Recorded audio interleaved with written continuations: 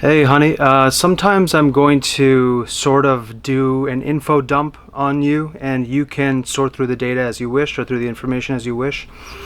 And maybe some of it will make sense to you. It'll be coherent. Maybe some of it won't be. And you can ask me about it, and I can show you the coherency or how it can be coherent. I find it a useful way to think because what I omitted from the one of the last videos on how to be smart, there's a fourth level. I said that the first level is not knowing the data, which is being ignorant. The second level is knowing the data, so you know the fact. Most people stop there. And the third level is knowing the properties of that data. But the fourth level, which I found to be the hardest but the most useful and the most enlightening, if you want to use that word, is what's called interdisciplinary knowledge. And that simply means that you have a grasp of the properties of the data from different disciplines: biology, psychology, physiology, anthropology, history, mathematics, physics, biology, chemistry, all those things. So there's interdisciplinary knowledge here. So that's why I try to study the way I study, which is my proper education. School was in macroeconomics, US government, and history. Then on my own, for about 3 to 4 hours a day, I study other things, mostly science, mostly physics and biology. So yeah, this section is called Who's Your Daddy? I don't like that title, but whatever. I never grew up with grandparents, and so when you hear that, if you want to, you can make a hypothesis about the person's behavior. Maybe there's something you're rearing that didn't happen for that person. A more clear example of that is I didn't grow up with any sisters. So if you want to surmise something from that, somebody knows or doesn't know how to treat a woman, or they're more sensitive to it, or they go over the top because they don't have sisters, things like that, you can see if there's like a conclusion that you can draw from it, okay? But I want to talk a little bit about my grandfather and the limited stuff that I know about him. He's a farmer in South India on a little bit of land, and he's a crop farmer, so he also leases other people's lands to yield their crops and to go sell it, and he gives a percentage, like a cut, to the landowner. And he died in 1963 at the age of 55, and at the time, records in that area they were so poorly kept, and also the tech wasn't up to snuff at the time to appropriately assess what happened to him, whether it's like an aneurysm in the back, or like a gallbladder exploded, or like a heart, or a septic shock, or something with the prostate. We don't know. Heart attack, something abdominally with the stomach, with the GI tract. We don't know. Even your dates weren't recorded appropriately at the time. So I'm the grandson of a farmer, and I love farmers, by the way. And you can see if any of those traits are in me anymore genetically. I mean, I hunt and I'm always in nature and I sail and all that stuff, but I never met him, so it's not like he had an influence on me in that way. And I'm the son of an engineer. Whether that has an influence on me for going into physics on my own time and the sciences, it could be. My father's naturally didactic. I am extraordinarily didactic, so there could be something with that, although I don't think I got it from him. I just have this issue where when I learn something, I can't just hang on to it myself. I have to go share that with anyone who will listen. I've in the past paid people to listen as a job. I'm like, I'll give you like $20 to hear this thing about black holes. They're like, don't, just tell me. But yeah, sometimes I just info dump this thing on you because I studied economics not because I wanted to, which is why I have a problem with this line that everybody says now. They say, do what you love. I've never understood that line. I've never done what I loved. I've done what was necessary, what I thought was necessary to most efficiently get the results that can help out the most people start from a good, clean starting place. That was my goal ever since I was a child, was to most efficiently find a way to get everyone around the world to go start at the same starting place, and then from then you're on your own. If you want, if you are lazy or like you don't work hard or you aren't cunning or whatever, that's nature. That's like a meritocracy there. But to say that somebody started off at a different place, it was unfair to me, and I had survivor's guilt for that because I did not earn being born from this womb that was in a wealthy wealthy country with a lot of laws and stuff to protect me, and others didn't earn being born from an unfortunate womb in the Gaza Strip or something like that.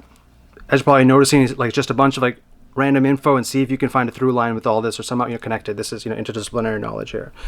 So you raise the crops. During that time you don't make much money. You cut a deal with like the landowners and things like that, so they get like a percentage, which is even how it is now in Hollywood. When I work, my agents and managers and my lawyers get 25% of my check. The government gets another huge section. So this is still there but applied to a different thing.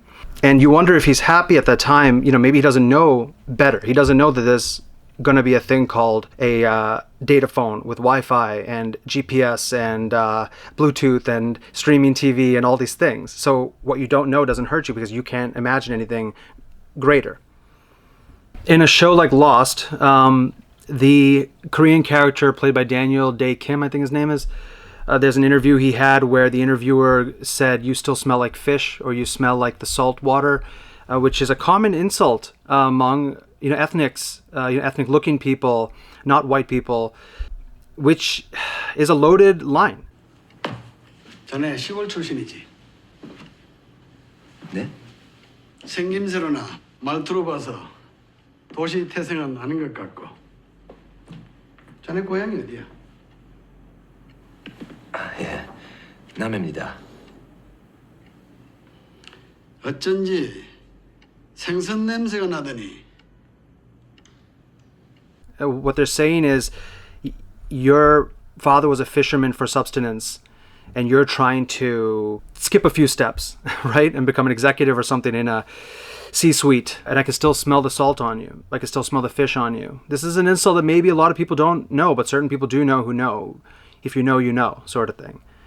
And also, then there's a beauty with certain people not knowing. It's why I'm always trepidatious, or I at least, tread lightly, discussing some of these things with younger people and older people, because if you don't know, maybe that is the point of nature, is that that suffering dies with the person, and that knowledge dies with the person. You can have an appreciation for them and things like that, but for that to weigh on your mind is probably not helpful regarding your procreation and success and overall happiness.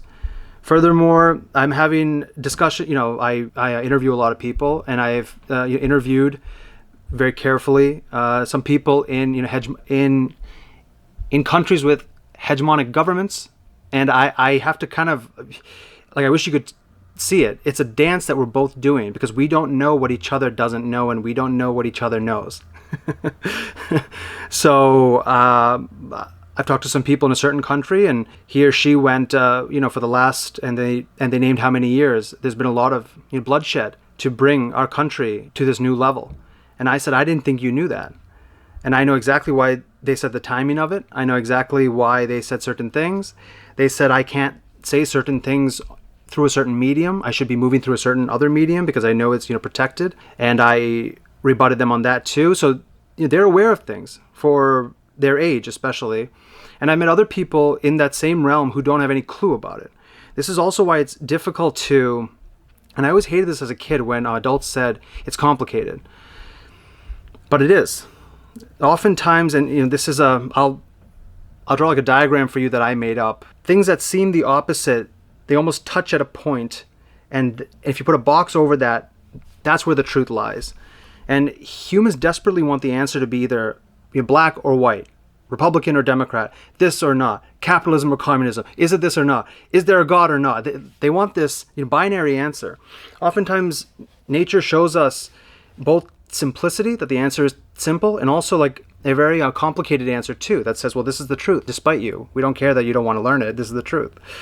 That's also a reason why, by the way, I have been making these videos purposefully long, because I think if you're seeking the truth, it often comes in like long form lectures. At least that's how I've always learned.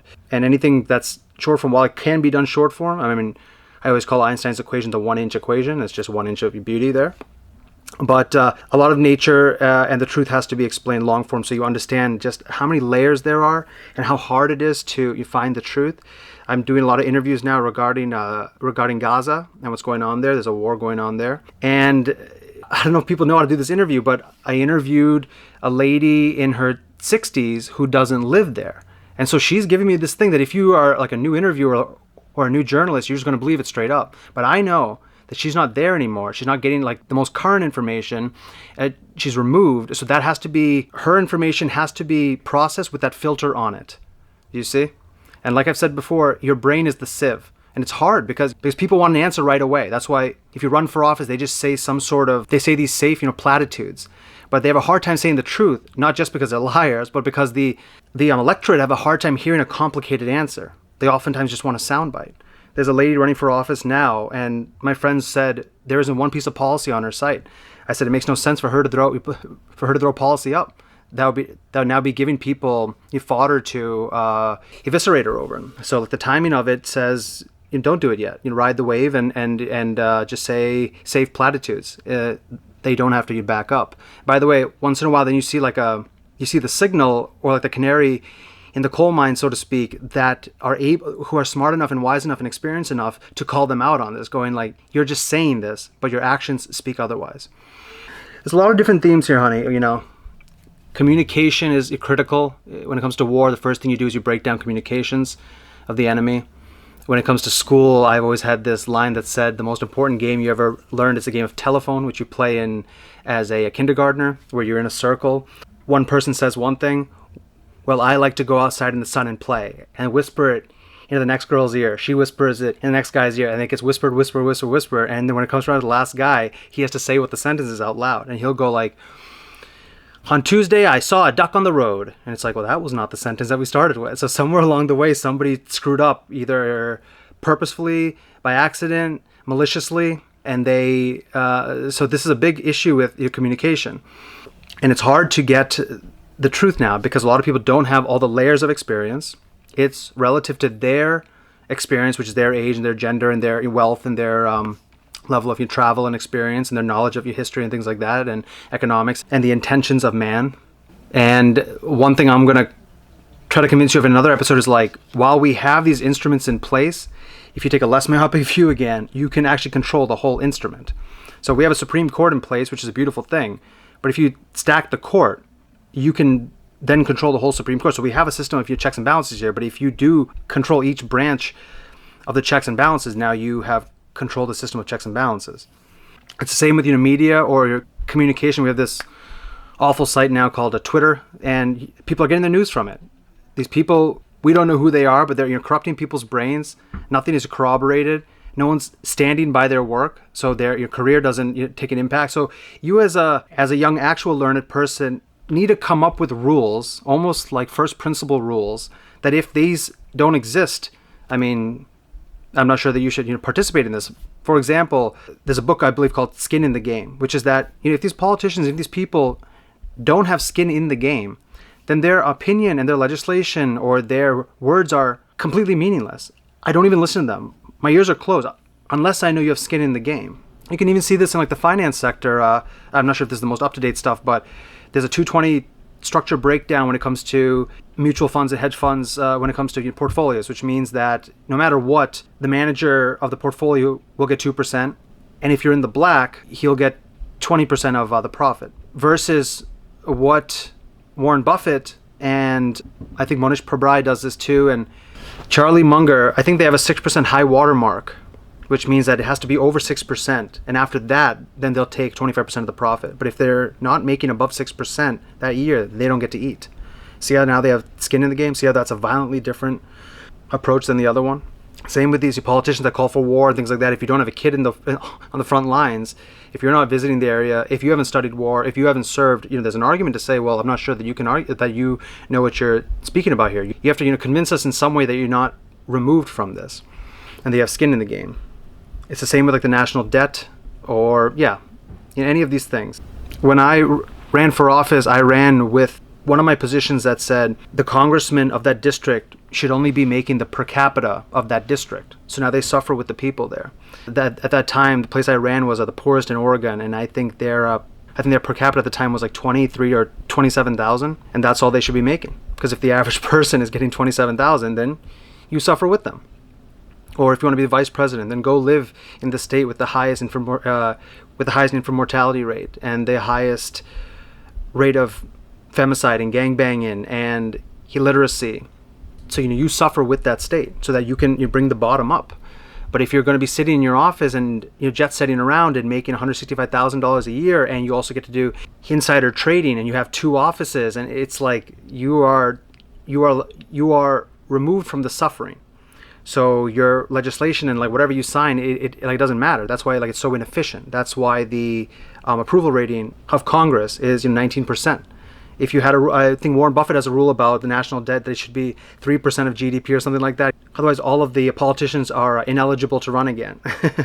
These problems are problems platforms that have built up over decades, and there hasn't been a Congress that's been mature enough or a president that's been mature enough to take this head on. I could end the deficit in 5 minutes. You just pass a law that says that anytime there's a deficit of more than 3% of GDP, all sitting members of Congress are ineligible for re-election. Yeah. Now you've got the incentives in the right place, right? So it's capable of being done. And they're trying to use the incentive now that we're going to blow your brains out, America, in terms of your debt worthiness over time, and that's being used as a threat. A more effective threat would be just to say, if you guys can't get it done, we'll get some other guys to get it done. So that's, what he's saying there is that they have skin in the game, and you can make up whatever it is with like a proper political scientist. It's been years since I've studied this, but if your Congress's approval rating is below 48%, then everyone's ineligible to run. This forces them to make sure that the American people are happy. Instead, what they've done is they've given the American people a vote, so it seems like you have a say in the government, but we know, or at least I know as like a political scientist, that you very much don't. It comes down to 6 swing states. You don't even hear what other countries say when they want to criticize us. So then you just live your life feeling like you have a say, but you really don't. These can all be fixed. These can all be ameliorated with laws and legislation, but it's hard when it seems like every section is being controlled. The media, the government, social media, and everyone's living in a sort of like a bubble. Anyway, now I'm way off, honey, but what I'm trying to say here is just imagine my grandfather on both sides. I never met them, and I think about all this. I have a large travel section coming up for you, and all I kept thinking about when I traveled was the economics in Singapore, Malaysia, Chiang Mai, Thailand, Hanoi, Japan, everything. The economics and the culture, because this is all I study. There's so much to say about it. I got on that because of who you interview. So if you're interviewing somebody about India or about the UK or about China, you can't just get one interview. You have to get many, and then you have to find the data that is the mode that is most often said, or at least like the best fit line there for the data that you get. This is why I was, by the way, why I didn't speak up for so long, because I am science brain, so I wanted to do like a proper job.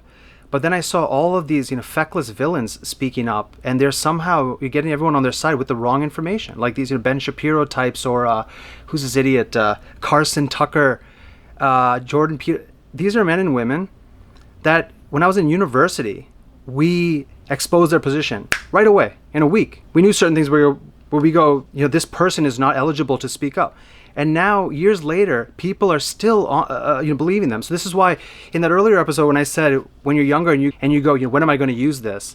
That's unfortunate, because one of the things that you could have used is back in college, me and my contemporaries knew that these were phony snake oil salesmen. But now you have this older generation that you kept up with that. They don't know it, and that's unfortunate. When it comes to the news, why are you listening to MSNBC or Fox? If it's the news, you're not allowed to give an opinion. That's the thing. They're not giving you the data, and then they're telling you what to think. That's not what the news is. The news is, here's the data.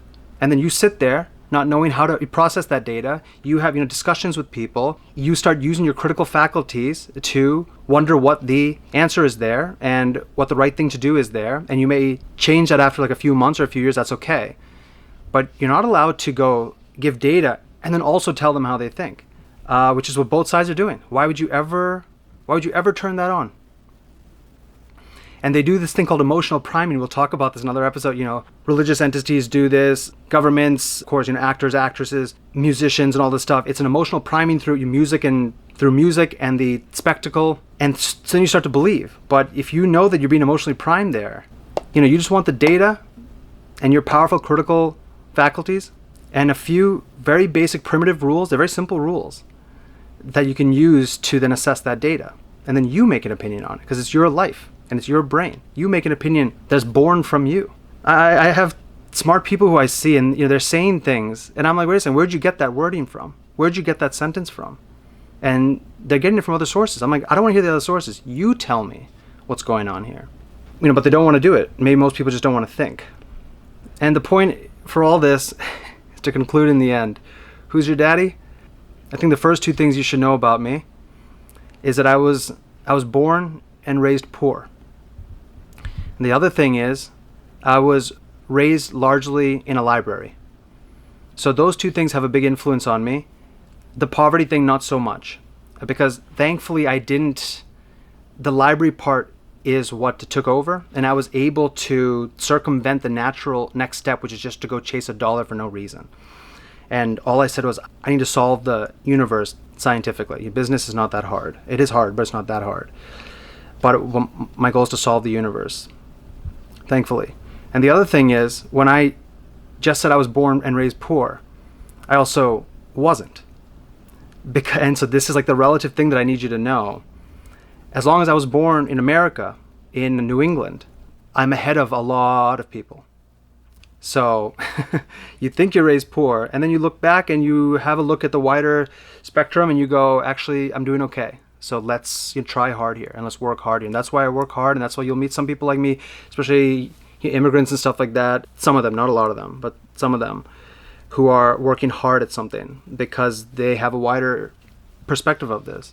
Born and raised poor or not, and largely raised in a library, in the halls of a library, always just in a library. That sort of milieu around me. And for example, when I studied for there's this horrible test called the SATs, which I nailed. But when I studied for them, we had no tutor. There's no money for it. No, I had to borrow a used test prep book, and there's an inch of water at my feet in the middle of January where it's 0 degrees outside. And I'm shivering doing test prep in the dark with my feet submerged in water. And I remember that. And then I got a certain score, which is a good score. But then I started teaching for the SAT as I got older, and I watched these kids come in an Uber with the freshest clothes and the greatest tech and they have no idea that they're getting tutoring with all brand new books in like a clean, well lit, nice, warm place. And as I saw that disparity, I said, "Wow, that's not how I was raised." And I don't think these kids get it, which is fine. And then, if you want, you could look at your policy abroad. In China, they have certain policy about how you're allowed to use a tutor because they don't want there to be a wealth disparity or like a perceived classism, that if you're like the son of a farmer who you can't afford it, that you can't afford a tutor, but like the rich kids can. So there's a certain reason why people are doing certain things. It affects everything: academia, work, what you invent, the sort of peace at home, history, how it dies with you. Even your epigenetics, by the way, we'll go through all this when it comes to health. Among Indians, Indians have this big Buddha belly, but they're not fat.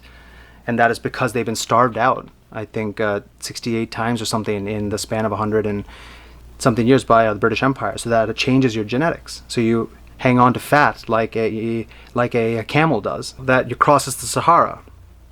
So, I'm sorry for giving you episodes like this because I know they seem like a mess, and they somewhat are, incoherent. In the beginning, I wanted certain episodes to just be like a clear fact, and then we can philosophize on it like a little bit. But there's a lot to talk about, so I think here and there I'm going to pepper in what the end goal is of this library, which is to think less myopically and to see like the interdisciplinary knowledge. You're seeing the truth from almost a godlike perspective. It's all a data-backed, fact-based. You're in control of your mind. You won't let anything hijack that, which is getting harder and harder these days just because there are so many instruments around us that are having us do that. But I hope you gathered something from this, which is to see that there's about 16, 20 different elements that I mentioned there, and they're all somewhat connected. My grandfather really existed, and he was really plowing the fields in a time when there wasn't an internal combustion engine for him to use. So there isn't a John Deere and a tractor and all this stuff. No, it's him with a hoe and a rake and a sickle, with using the bullocks with a yoke, and that's how you do it. And some of the economic principles are still there to give the landowner a certain amount. And how did my grandfather even get some of the land, and trying to take care of a wife and like a bunch of kids, and then you're getting sick and you're dying, and there being no medical record exactly how it happened. And then his son, which was an engineer, is like the first to try to do something, and then his siblings and cousins as well, because that generation moves up. Then there's me, who has like the luxury of these things, which I am extraordinarily grateful for every day. And I've recognized certain traits that might be like a leverage trait, which I've tried to focus on. We'll talk about leverage in another episode, especially when it comes to you as a girl. You should know what leverage is, and you should use it to your advantage in a male-built world. There's no better time to be a girl, in my opinion, than now. So yeah, let's see, what you do with this episode, and there'll be others like this. Let's see what you do when you have this much information from this many different disciplines and at this many different layers. And it's hard then to draw conclusions, but there are conclusions that can be drawn, and those conclusions will be the truth, by the way, versus just some platitude that somebody is regurgitating from the media or from a politician. It's also why in the next episode, or in an episode soon, I'll be showing you the Dunning-Kruger effect, which is why you'll feel like when you get a little bit of knowledge that you want to speak right away, and then you get humbled, and then you build back up. But as I said in the intro, Bertrand Russell said, the problem now is that wise men are so full of doubts while the fools speak. And that's because of the Dunning-Kruger effect, because the wise men and women are just afraid because they don't quite know when they have the ultimate answer, because there's always more to know. As Socrates said, the only thing I know is that I don't know everything. No, you put it more eloquently. Let's find it for you, huh? I don't want to keep botching up Socrates. The one thing I know, that I know nothing. This is the source of my wisdom. But at a certain point, we do have to speak up, because there are humans suffering, and we know what it takes to help them. I've had some vicious debates these days that I couldn't believe with scientists about this concept, and with non-scientists, where I explained how the brain is essentially like a program, and we can rewrite certain lines of code, and so there's survivor's guilt and all this stuff. But I don't want to go on too long. This is already very long.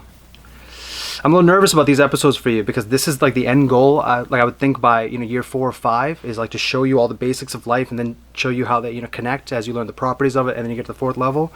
But at a certain point, maybe I should start peppering these in. I hope you saw something in this, and if you don't, that's okay. We can talk about it later, or we don't have to. I know it's long-winded. Just go be young and successful and happy, and go make friends and be healthy, and have fun in life. You don't have to worry about it. It's only if you choose the path I'm choosing. It's only if you choose to want to do something about it, which is what I said in the intro. Like, the most important decision you have to make is, do you want to join this or not? Most people don't. But if you want to join it, I'd love to have you. All right? I love you, baby. You're going to be occupying a world that's being made better by all of your descendants. Layer by layer, it keeps you compounding better and better. And maybe there's a world that I can't imagine now. Sorry, not maybe. I know there is, where this will seem primitive, to be wearing a watch and have this light, and they'll be like, can you believe those people were doing that? The way we look back at people from the Stone Age and go, can you believe those people were doing that? And for you too, that'll be the case. That's okay. Life keeps compounding better and better technologically, and with more homeostasis and comfort, as long as some humans are trying to usher in that future. All right? I love you, baby. Can't wait to see you, and hope you're having a good day. I might go to Montreal or New York tomorrow. I can't decide where, but I want to take a little trip and just kind of see something new. New York I kind of know, but Montreal would be nice. I just don't want to go by myself, but yeah. All right, baby. I love you. Have a good day. Bye.